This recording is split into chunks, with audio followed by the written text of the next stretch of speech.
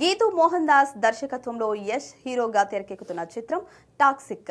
యష్ సరసన కియారా అద్వానీ, నయనతార, హుమా ఖురేషి, తారా సుతారియా వంటి స్టార్ హీరోయిన్లు నటిస్తూ ఉండడం సినిమాకు మరింత ప్లస్ అయింది. పవర్ఫుల్ యాక్షన్ డ్రామాగా ఈ సినిమా ఉండబోతోంది.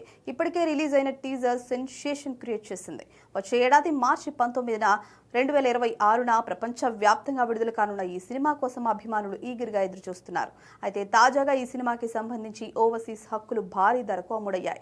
ప్రముఖ పంపిణీ సంస్థ ఫార్స్ ఫిల్మ్ ఈ సినిమా విదేశీ పంపిణీ హక్కులను రికార్డు స్థాయిలో 105 కోట్ల రూపాయలకు దక్కించుకున్నట్లు సమాచారం.